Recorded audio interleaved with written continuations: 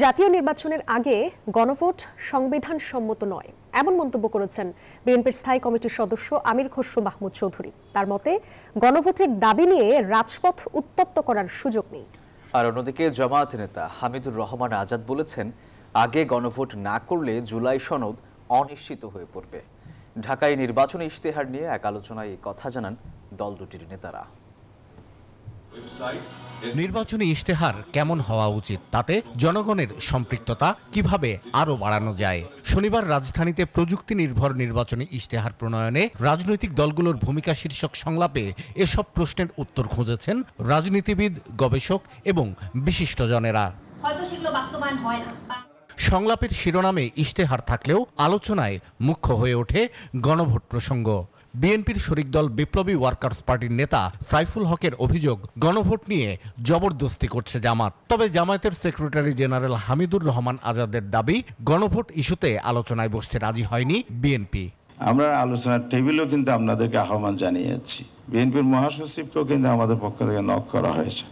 ওই সময় রিপ্লাই দিয়েছেন জামাতের আহ্বানে সাড়া দিবেন না। আপনি ভোট দিতে গিয়ে যদি আবার আরেকটা ব্যালটে ভোট দিতে হয়, তাহলে ডবল তাকে কিন্তু টাইম কনজিউম করতে হবে।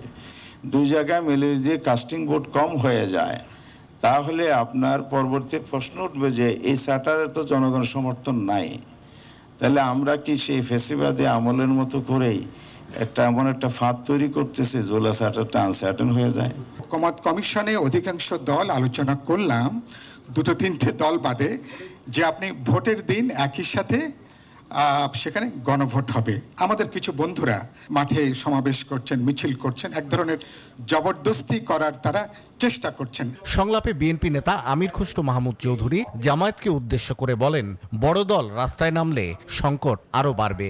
যে সমস্ত দল তাদের ইচ্ছা রূপরেখা থাকতে পারে, প্রস্তাব থাকতে পারে, তাদেরকে জনগণের ম্যান্ডেট নিয়ে সংসদে এসে সংসদে পাশ করার পরে সেই বিষয়গুলো গণভোটে যেতে পারে।